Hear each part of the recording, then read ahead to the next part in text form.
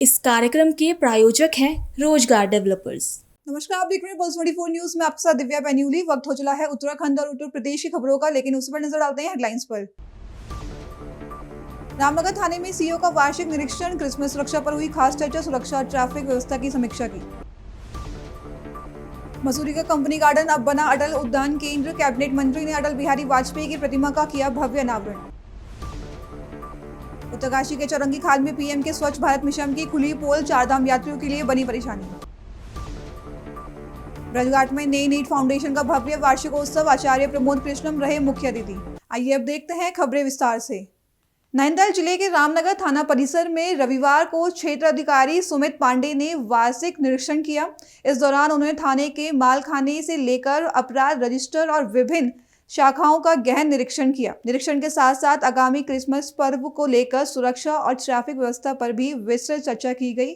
रामनगर थाने में हुए इस वार्षिक निरीक्षण के दौरान सीईओ ने पुराने थाने में बने मालखाने की जांच की और वहां रखे गए सामान के वर्ष और स्थिति की जानकारी ली।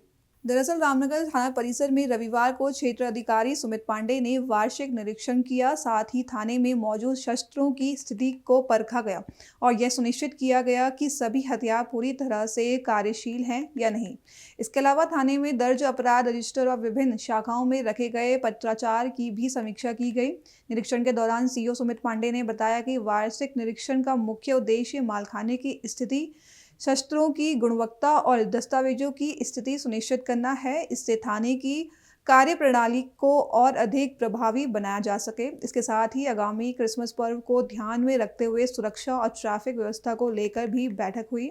इसमें यह तय किया गया कि बैरिकेडिंग कहां-कहां लगाई जाएगी और ट्रैफिक को किस तरह नियंत्रित किया जाएगा। आज मेरे द्वारा कोतवाली रामनगर का अर्धवार्षिक निरीक्षण किया गया, जिसके अंदर मेरे द्वारा जो है माल खाने को चेक किया गया कि ये जो माल खाना है उसके अंदर कौन-कौन से सन का माल रखा हुआ है।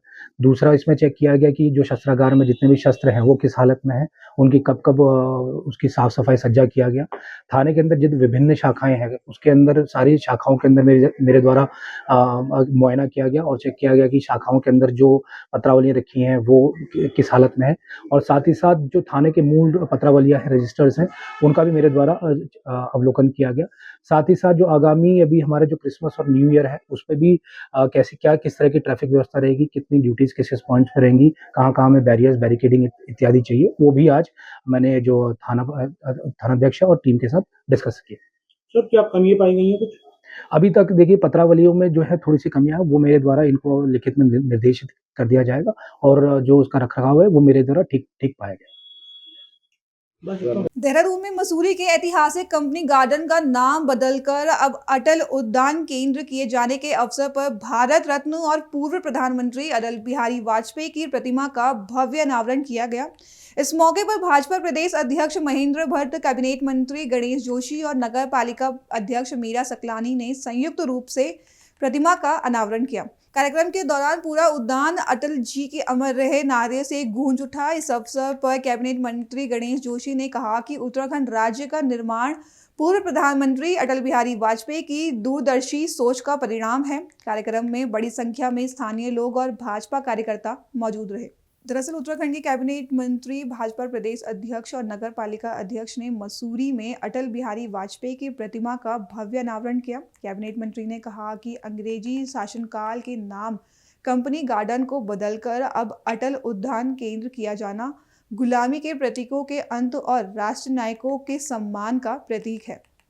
भाजपा प्रदेश अध्यक्ष महेंद्र भट्ट ने कहा कि देश भर में गुलामी से जुड़े नाम बदले जा रहे हैं और ऐतिहासिक स्थलों को महान विभूतियों के नामों से नई पहचान दी जा रही है। उन्होंने कांग्रेस पर निशाना साधते हुए कहा कि जनता ही तय करती है कि कौन राम के वंशज हैं और देवभूमि की जनता ने बार बार राम के नाम पर अपना विश्वास जताया है। महेंद्र भट्ट ने मतदाता सूची के शुद्धिकरण, आगामी जनगणना और मेरी गणना मेरा गांव योजना की जानकारी देते हुए प्रवासियों से अपने गांव में नाम दर्ज कराने की अपील की। साथ ही उन्होंने संकेत दिए कि प्रदेश में जल्द ही मंत्रिमंडल विस्तार किया जाएगा। अटल जी देश के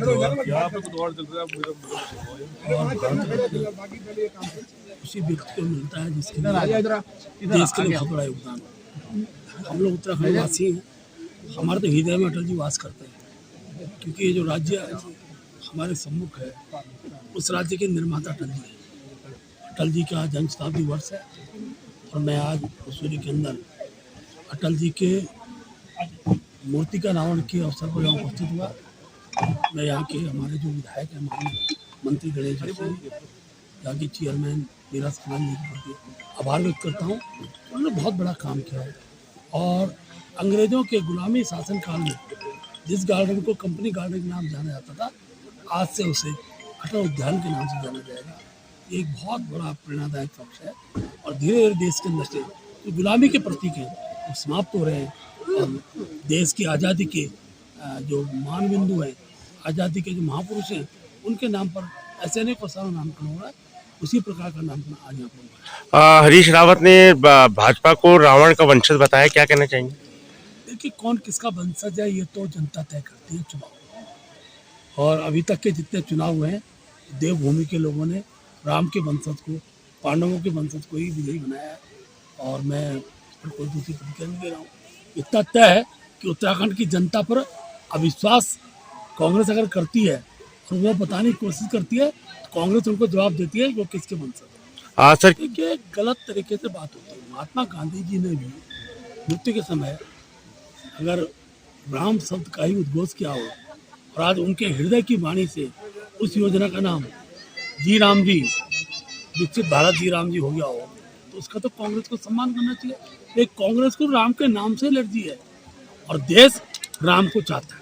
निश्चित रूप से कुंडी जी आईडी डाउन जो कुंडी लोकतंत्र जी है, आईडी डाउन करो। वो लोकतंत्र के उत्थान के लिए भारत निर्वाचन आयोग ने हर समय पर मतदाता सूची का पुनरीक्षण किया है और वो पहली बार नहीं हो रहा है। कांग्रेस शासनकाल में अनेकों बार हुआ है। अब उसका समय है, उसका पीरियड है, इसलिए SIR पूरे देश के अंदर हो रहा है। उत्तराखंड में उसको विद्यमान प्रारंभ होगा। हर व्यक्ति जिसका नाम सूची में दर्ज होगा, जो अब दुनिया में नहीं, उनका नाम कटेगा। लेकिन संघर्ष और युद्ध इस बात का हो रहा है कि जो विदेशी है उनको कैसे सूची में रखा जाए। उसका द्वंद्व कांग्रेस और बाकी दल लड़ रहे हैं। लेकिन मोदी जी हैं, मोदी जी कभी भी ऐसे लोगों को जो भारत के नागरिक नहीं है उनको कभी भी मतदाता बनने का अवसर प्रदान करेंगे नहीं और उसके रिजल्ट भी आएंगे, परिणाम भी आएंगे। उसके साथ साथ उत्तराखंड के अंदर अब कुछ दिनों बाद जनगणना भी होगी और मैंने कल ही प्रेस कॉन्फ्रेंस के माध्यम से बात को कहा है कि मैं सभी भारत के वर्ष के अंदर उत्तराखंड के जितने प्रवासी हैं सबसे आग्रह करूंगा कि मेरी गणना मेरा गाँव। मतदाता कहीं का हो सकता है लेकिन अपनी गणना अपने गांव में कराए। मैं सभी ग्राम प्रधानों से भी अपील करूंगा, जब भी जनगणना हो तो आपके गांव की गणना किस दिन हो रही है उस दिन जितने प्रवासी हैं उनको अपने गांव में बुलाइए। गणना परिवार रजिस्टर वहाँ है, तो गणना उनके गांव में होगी। तो जो पिछली बार उत्तराखंड के अंदर पार्वतीय क्षेत्रों की सीटें कम हुई हैं वो सीटें कम नहीं होंगी और उत्तराखंड का स्वरूप है वो बना रहेगा। पर्यटन नगरी मसूरी की पहचान मानी जाने वाली माल रोड को अतिक्रमण मुक्त करने के लिए प्रशासन ने सख्त कदम उठाने शुरू कर दिए हैं। वर्षों से माल रोड पर लग रही पटरी दुकानों को हटाने के उद्देश्य से स्थानीय प्रशासन और नगर पालिका ने संयुक्त अभियान चलाया। इस दौरान पटरी व्यापारियों का सामान जब्त किया गया और भविष्य में माल रोड पर दुकान न लगाने की सख्त चेतावनी दी गई। नगर पालिका के अधिशासी अधिकारी गौरव भसीम के नेतृत्व में चलाए गए इस अभियान में प्रशासन के साथ पुलिस बल भी तैनात रहा। कार्यवाही के दौरान अधिकारियों ने पटरी व्यापारियों से बातचीत कर उन्हें प्रशासन के निर्णय की जानकारी दी और नियमों का पालन करने की अपील की। दरअसल प्रशासन ने बताया कि पटरी व्यापारियों के हित को ध्यान में रखते हुए शहर में 5 वेंडर जोन चिन्हित किए गए हैं। चयनित व्यापारियों को इन वेंडर जोनों में विधिवत स्थान आवंटित कर दिया गया है। प्रशासन ने स्पष्ट किया कि अब सभी पटरी व्यापारियां केवल इन्हीं निर्धारित वेंडर जोनों में ही अपनी दुकानें लगाएंगे और माल रोड पर किसी भी प्रकार का अतिक्रमण बर्दाश्त नहीं किया जाएगा। अधिशासी अधिकारी गौरव भसीम ने कहा कि माल रोड पर मसूरी की सबसे व्यस्त और प्रमुख सड़क है, जहां रोजाना बड़ी संख्या में पर्यटक पहुंचते हैं। अतिक्रमण के कारण यातायात और पैदल चलने वाले को परेशानी हो रही है। वहीं अव्यवस्थित रूप से खड़ी गाड़ियों के खिलाफ भी कार्रवाई की जाएगी और कई वाहनों के चालान काटे गए थे। प्रशासन ने साफ कर दिया है कि मसूरी में अतिक्रमण के खिलाफ जीरो टॉलरेंस नीति के तहत अभियान आगे भी जारी रहेगा। कमेटी की बैठकों का कई दौर आयोजित किए गए, उसमें पूर्व से ही तय था कि जो मॉल रोड है उसको टूरिस्ट के लिए और हमारी जो स्थानीय जनता है उनके आवागमन के लिए नो वेंडिंग जोन घोषित किया गया था। और विगत में कई बार जो पटरी व्यवसायी हैं उनको भी इस संबंध में सूचना दे दी गई थी। जो हमारी कल की बैठक आयोजित की गई, जो एक तरह से अंतिम बैठक थी प्रथम चरण की, उसमें पूर्व से जो डेट निर्धारित थी 20 दिसंबर, जो उप जिलाधिकारी महोदय की अध्यक्षता में जो बैठक हुई थी लगभग एक माह पहले, उसमें ये डेट दी गई थी। इसी क्रम में आज स्थानीय प्रशासन, नगरपालिका प्रशासन और पुलिस विभाग के सहयोग से आज ये एक कलेक्टिव ड्राइव चलाई जा रही है, जिसमें जो भी पटरी व्यवसायी अधिकतर लोगों द्वारा अपना सामान हटा लिया गया है, उनके सहयोग के लिए हम उनका धन्यवाद करते हैं।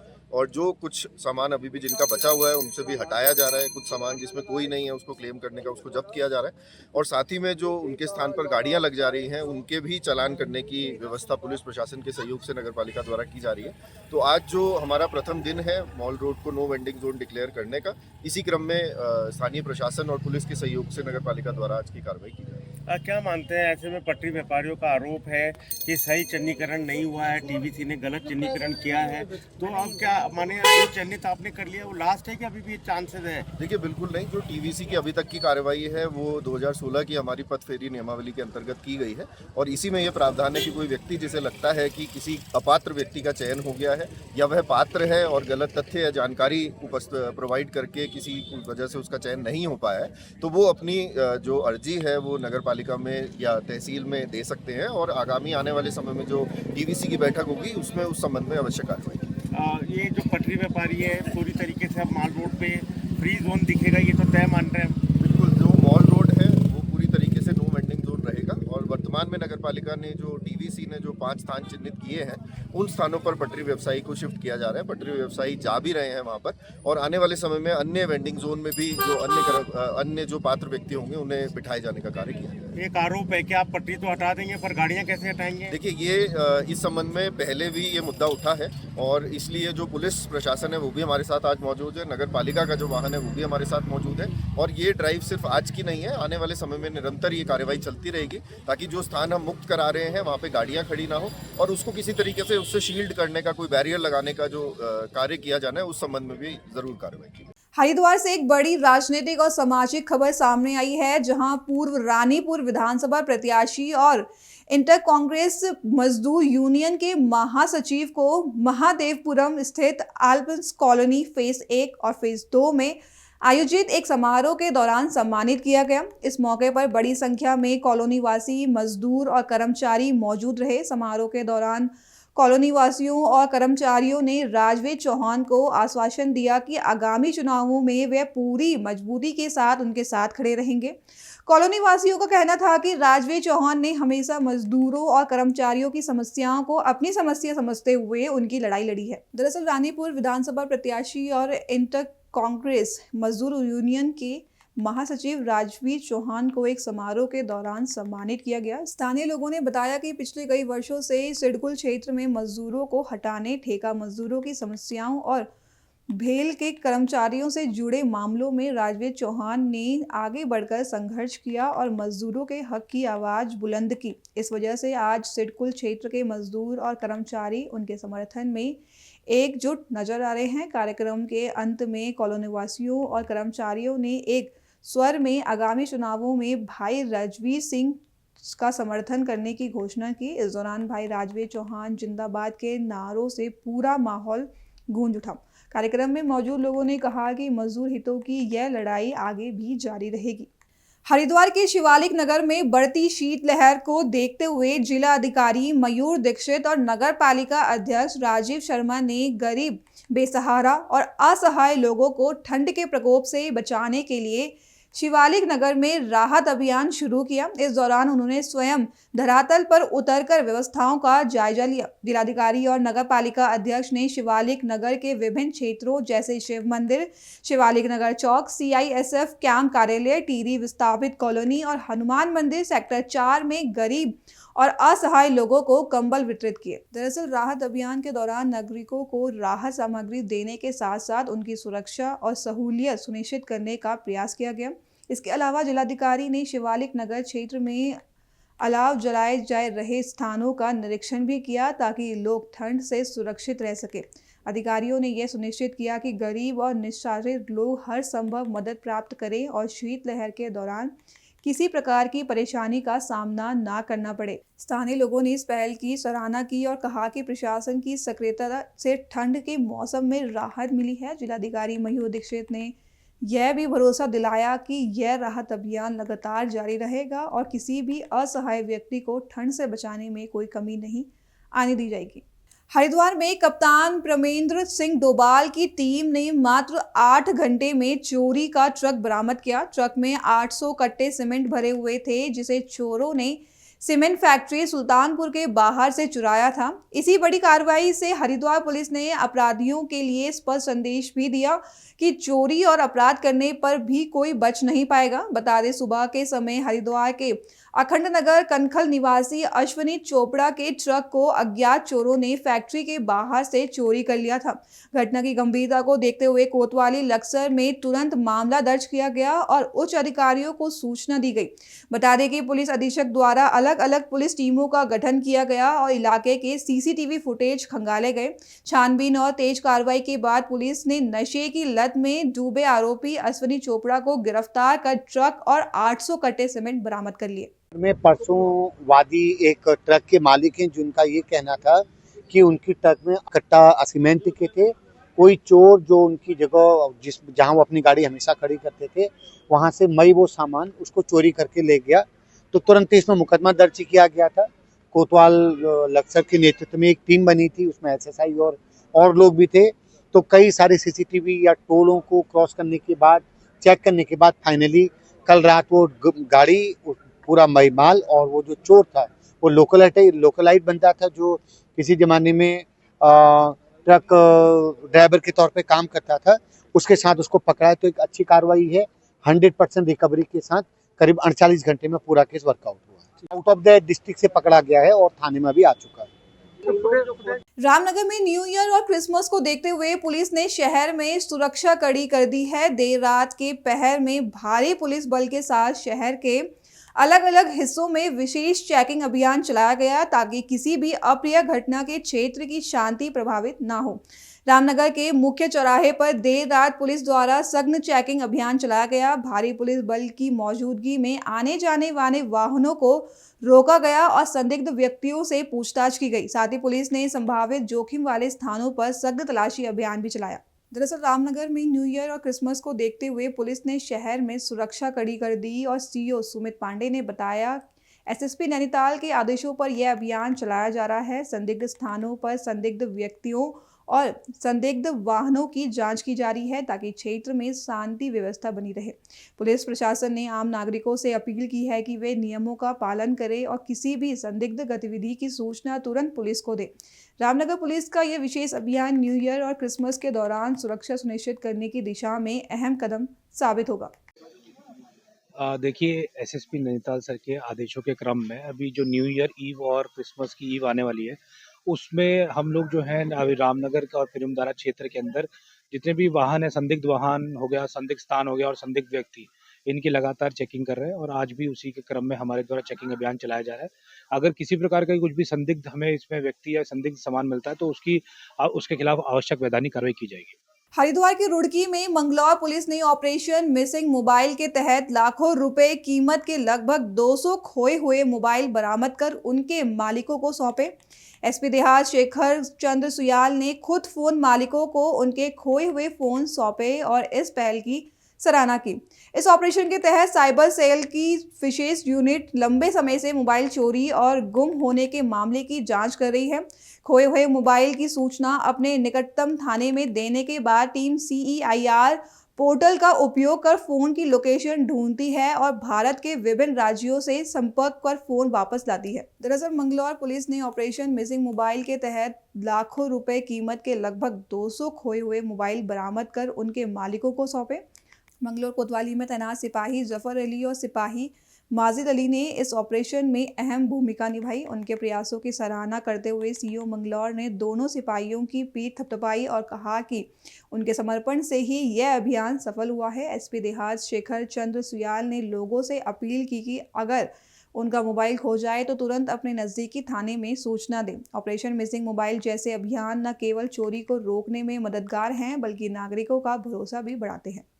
उत्तरकाशी में प्रधानमंत्री नरेंद्र मोदी के स्वच्छ भारत मिशन के तहत करोड़ों रुपए खर्च किए गए, लेकिन उत्तरकाशी के विश्व प्रसिद्ध पर्यटन स्थल चौरंगी खाल पर इसकी हकीकत कुछ और ही नजर आ रही है। बता दें, चौरंगी खाल पर प्रतिदिन पर्यटकों की भीड़ लगी रहती है। चारधाम यात्रा पर आए यात्री, उत्तरकाशी और टिहरी जनपद के लोग इस मार्ग से गुजरते हैं और चाय पानी के लिए रुकते हैं, लेकिन यहाँ के शौचालयों में गंदगी के अंबार लगे हैं। ना सफाई कर्मचारी है, ना पानी की व्यवस्था, जिससे पुरुष, महिला और बच्चे सभी को खुले में शौच करना पड़ रहा है। उत्तरकाशी में प्रधानमंत्री नरेंद्र मोदी के स्वच्छ भारत मिशन के तहत करोड़ों रुपए खर्च किए जाने पर भी लोगों को खुले में शौच के लिए जाना पड़ रहा है।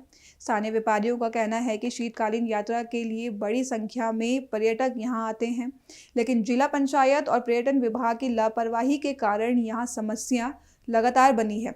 घने जंगलों के घिरे इस क्षेत्र में जंगली जानवरों का खतरा भी बना रहता है, जिससे सुरक्षा के गंभीर सवाल उठ रहे हैं। विशेषज्ञ और पर्यटक सवाल उठा रहे हैं कि टिहरी और उत्तरकाशी को जोड़ने वाले इस प्रमुख पर्यटन स्थल से कई बड़े अधिकारी गुजरते हैं, फिर भी यह समस्या आज तक कोई नहीं सुधरी। सवाल यह भी उठता है कि प्रधानमंत्री नरेंद्र मोदी के स्वच्छ भारत मिशन की धज्जियां यहाँ क्यों उड़ रही है।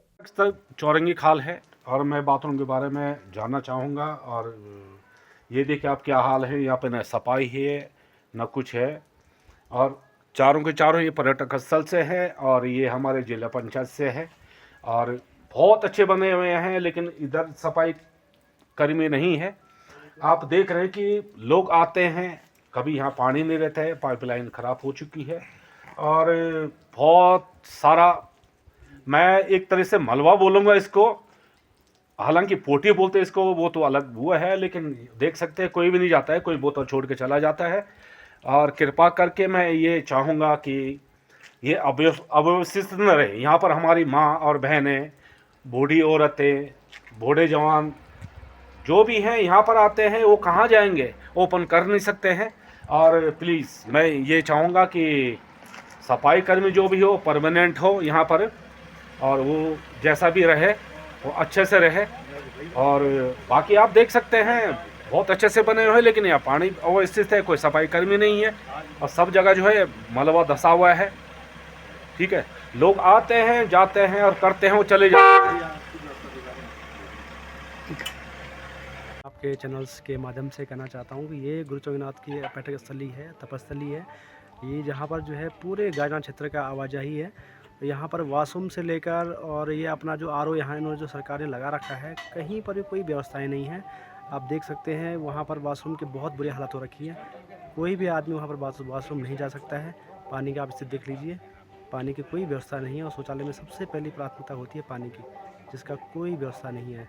मैं चाहता हूँ सरकार से यहाँ पर आएँ और इसका मुआवजा करें, देखें और इसकी जो हालत है इनको सुधारें। धन्यवाद। वर्तमान में महिलाएं आप देखते हैं कैसे जाती हैं? महिलाएं देखिए, यहाँ पर महिलाएं कुछ जा नहीं सकती है, उनको तो प्राइवेसी चाहिए होती है और उस चीज़ को लेकर बिल्कुल भी यहाँ पर जो है दिक्कतें आ रही है। मेरा तो यही आपके चैनल के माध्यम से कहना चाहूँगा कि सरकार इसका संज्ञान ले और इस बारे में जो है। ये आपको नमस्कार। पहली बात यह है, आपको धन्यवाद इस बात का है कि आप ये छोटी सी चीज़ें जो है, छोटी नहीं ये चीज़, आज ये बहुत बड़ी चीज़ हो गई है। क्योंकि आज के 5G के ज़माने में भी आज लोग जो है, माताएं जो है बोतल लेके जो है पेड़ों के पीछे जो है शौच कर रही है। तो सरकार को शर्म आनी चाहिए, यहाँ के नेताओं को शर्म आनी चाहिए। और अभी शीतकालीन पर्यटक फिर शुरू हो गया है और सरकार का जो 6 महीने तक का जो अभी तक का जो सिस्टम था वो तो बंद हो गया है, लेकिन शीतकाल के लिए अभी तक कोई ऐसी नई व्यवस्था नहीं बनी है जिससे हमारे शौचालयों में यथावत पानी की व्यवस्था हो, सफाई हो रही हो।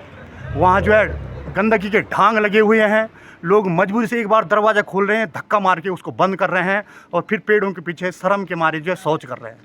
तो इस बात पे आपको धन्यवाद। इस बात को आप आगे बताएं और समझें इस चीज़ को।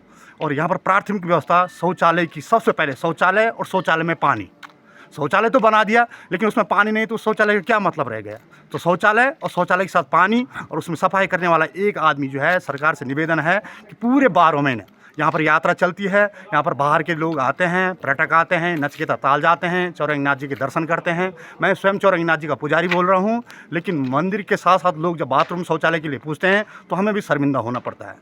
तो हमारा आपसे निवेदन है कि यहाँ पर ये प्राथमिक व्यवस्था जो है सुचारू रूप से 12 महीने के लिए चालू करें इसको। आपका बहुत बहुत धन्यवाद। शौचालय की व्यवस्था क्या है? सबसे पहले तो मैं आपका चैनल का बहुत बहुत धन्यवाद करना चाहूँगा कि आपने हमारी जो गारना घाटी की जो एक मुख्य जो हमारी धरोहर है चौरंगी खाल, जहाँ पे हमारे इष्ट गुरु हमारे चौरंगी देवता के माध्यम से यहाँ पे जाना जाता है, और हमारे जो गारना पट्टी की शुरुआत होती है चौरंगी खाल से होती है। लेकिन यहाँ पे क्या होता है कि पर्यटन रुकना चाहता है, यहाँ पे रुकता है, और ये हमारे जो ऊपर जो है नचिकेता ताल है, यहाँ के लिए पर्यटन जो है 12 महीने यहाँ पे आवागमन करते हैं।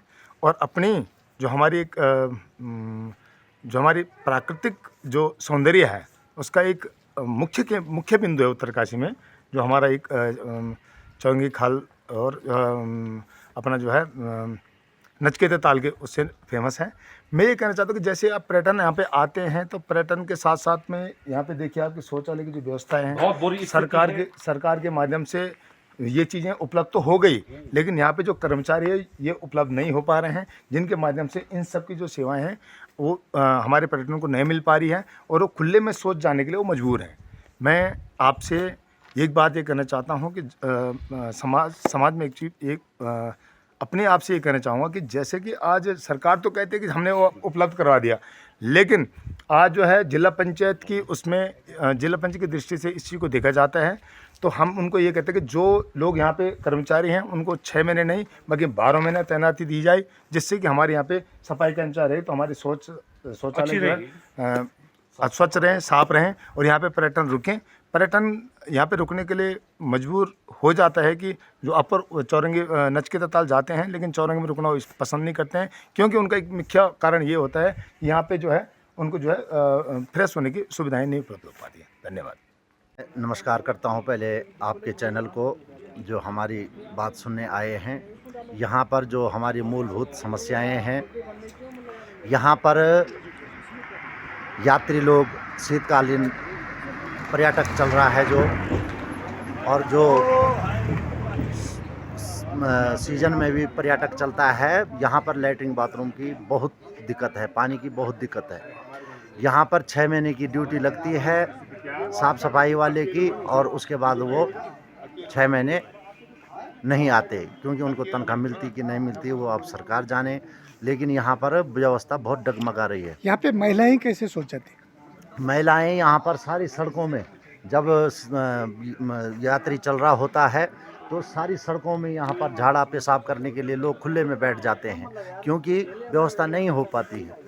तो यहाँ पर हमारा सरकार से ये निवेदन रहेगा कि यहाँ पर आके स्वयं देखें कि क्या है और क्या नहीं है, फिर पता लगेगा। ऐसे में बताने से हम कुछ बता नहीं सकते हैं, क्योंकि वो समझ नहीं पाएंगे। तो यहाँ पर आएंगे, स्वयं देखेंगे तो पता लगेगा यहाँ पर कितनी व्यवस्था डगमगा रही है। तो ये और कई प्रकार की यहाँ पर समस्याएं और भी, लेकिन हमारी सुनने वाला कोई नहीं। अब ये हम किसको बताएं? आपके माध्यम से अगर कोई सुन पाए तो आएँ यहाँ पर और देखें कि जनता की यहाँ पे लोकल लोग क्या क्या दृश्य देखते हैं, ये देखने लायक नहीं होता। धन्यवाद आपका। ये बात हमारी सरकार तक पहुँचाएं, जो सरकार यहाँ पर देखे हमारी। अपने यात्रियों को लेके आया था, और मेरे साथ भुवनेश्वर से यात्री आए हुए हैं, और यात्रियों ने जैसे ही टॉयलेट का दरवाज़ा खोला और उन्होंने 10 बातें मेरे को ऐसी सुनाई कि मैं क्या कहूँ कि उत्तराखंड सरकार की अपने टॉयलेटों का भी ध्यान नहीं रख सकती। क्या ऐसा ही हमारी सरकार चाहती है कि हमारी ये संदेश जो है गलत तरीके से जाए? यात्रियों की सुविधा के लिए शौचालय बनाए जाते हैं, और वही शौचालय अगर गंदगी से पटे पड़े हों तो ये सरकार के लिए बड़ी शर्म की बात है।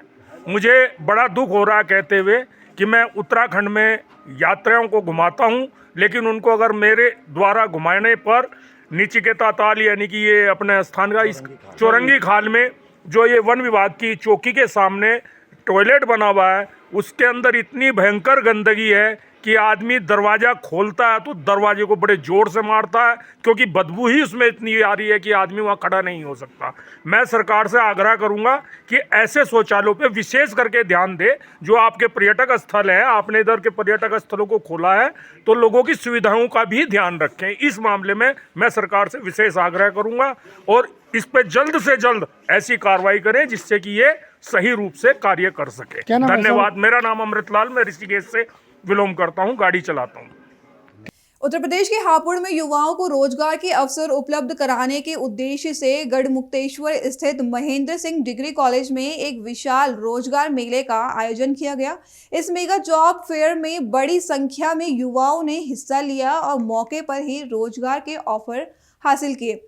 गढ़मुक्तेश्वर महेंद्र सिंह डिग्री कॉलेज में आयोजित इस मेगा जॉब फेयर का नेतृत्व समाज सेवी अर्जुन चौधरी ने किया। सुबह 9 बजे से शाम 7 बजे तक चले इस रोजगार मेले में लगभग 1500 से अधिक युवाओं ने उत्साहपूर्वक भाग लिया। हापुड़ में युवाओं को रोजगार के अवसर उपलब्ध कराने के उद्देश्य से गढ़मुक्तेश्वर स्थित महेंद्र सिंह डिग्री कॉलेज में एक विशाल रोजगार मेले का आयोजन किया गया।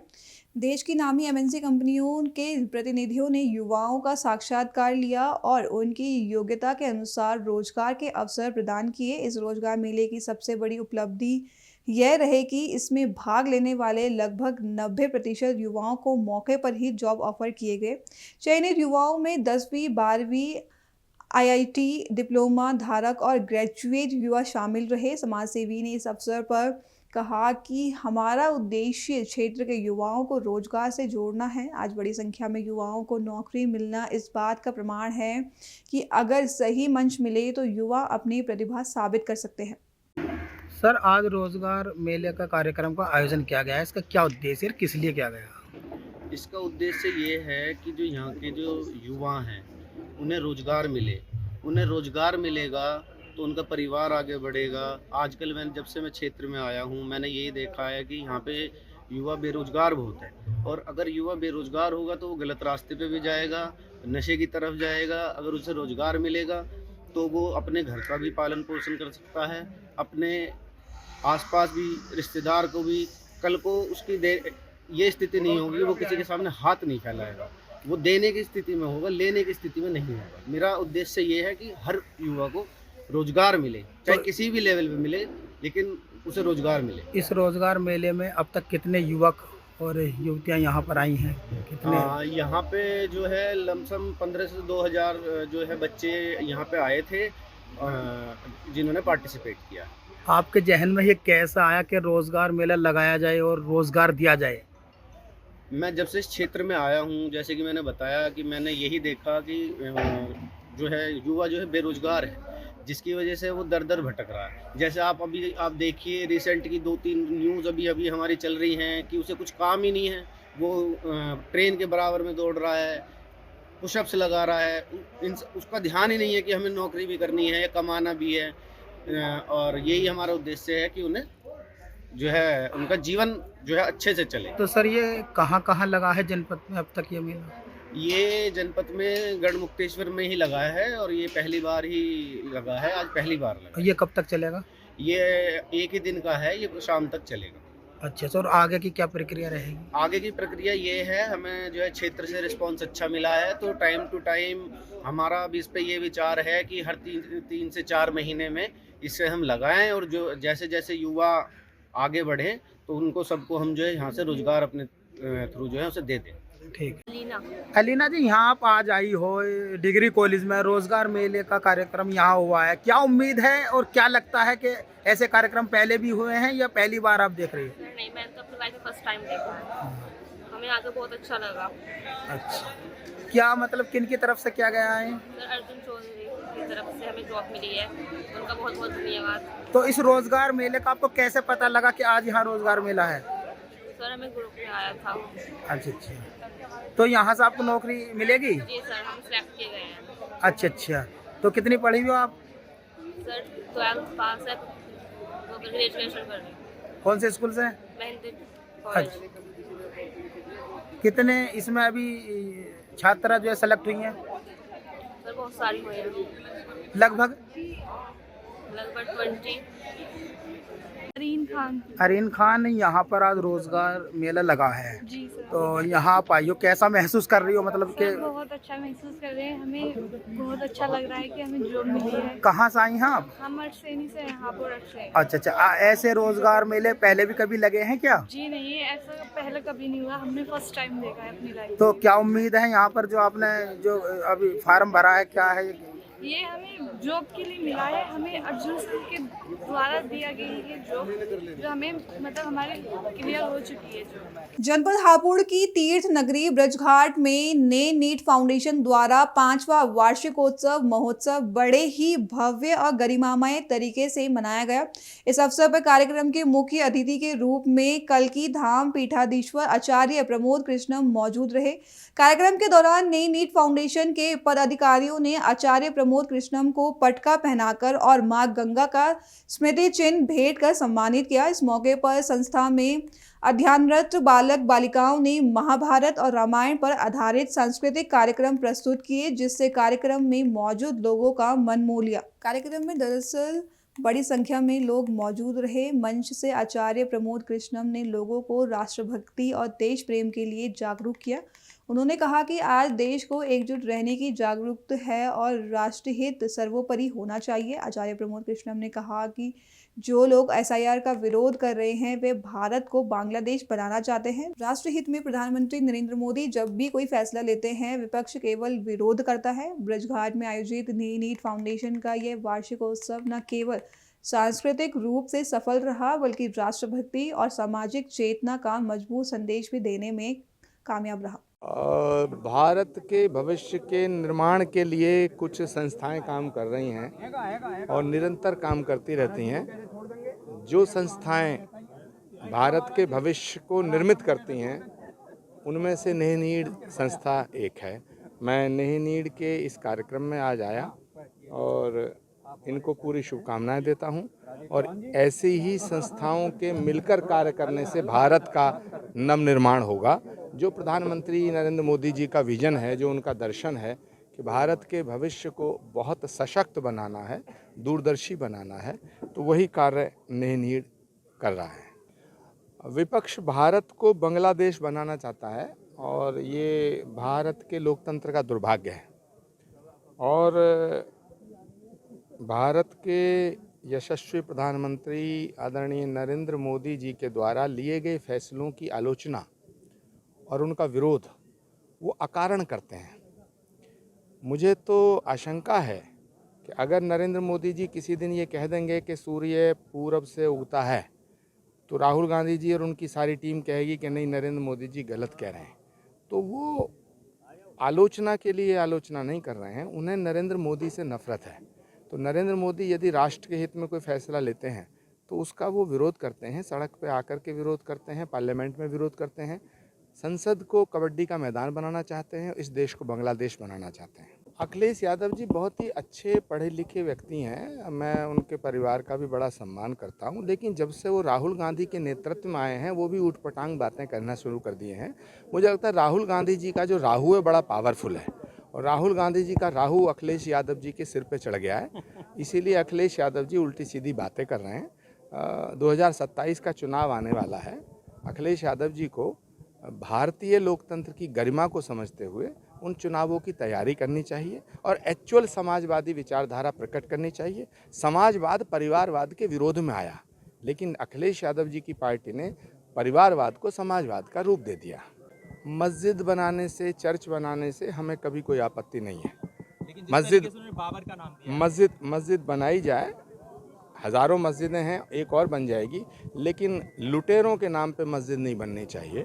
बाबर, तैमूरलंग, चंगेज़ खां और औरंगज़ेब, इन्होंने भारत को क्षति पहुंचाने का काम किया, हिंदू अस्मिता को मिटाने का काम किया, मंदिरों को तोड़ने का काम किया, जिन्होंने सनातन को मिटाने का काम किया, जिन्होंने भारत को तोड़ने का काम किया, भारत को लूटने का काम किया, जिन्होंने भारतीय अस्तित्व और अस्मिता को बर्बाद करने का काम किया। ऐसे लुटेरों को नाम पे अगर कोई मस्जिद बनाता है तो मुझे लगता है वो भारत में पैदा ज़रूर हुआ लेकिन संतान बाबर की है।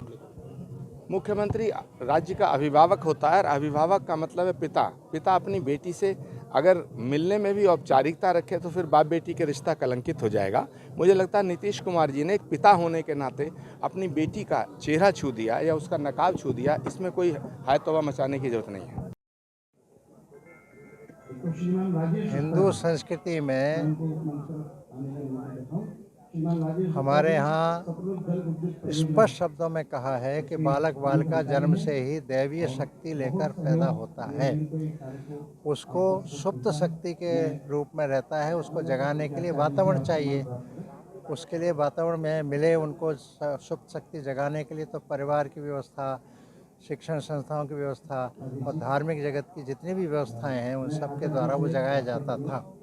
ऐसी स्थिति में आज ये नेह नीड़ का जो विषय है, यहाँ उन्होंने वातावरण दिया तो वही बालक जो बिल्कुल एकदम अशिक्षित भी और उनको किसी प्रकार का माने समझ भी नहीं और विभिन्न प्रकार के न पढ़ाई कर रहे न कुछ कर रहे, वही आज कितना अच्छा प्रदर्शन किए। इससे प्रमाणित होता है ना कि भाई सुप्त शक्ति हर एक में दैवी शक्ति है। उसको जगाने के लिए ऐसे वातावरण वाले स्थान संस्थान ये सब पुनर्जागृत होने चाहिए। अभी के लिए बस इतना ही। देश विदेश की खबरों के लिए जुड़ रहे हैं पल्स 24 न्यूज के साथ। तब तक नमस्कार। इस कार्यक्रम के प्रायोजक थे रोजगार डेवलपर्स। तुम दोनों की मेहनत बहुत रंग लाई है बेटा, घर बहुत सुंदर बना है। ये मेरे पापा का घर। पता है, देख तेरे पापा की नेम प्लेट अपने हाथों से लगाऊंगा। नेम प्लेट तो लग चुकी पापा।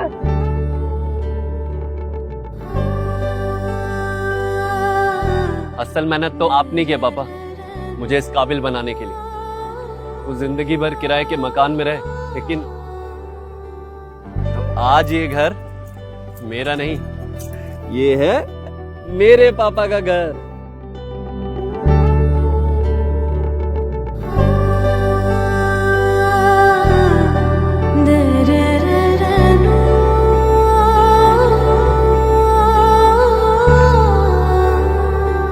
उड़ान सपनों की, आंगन खुशियों का और साथ सकर्णी का।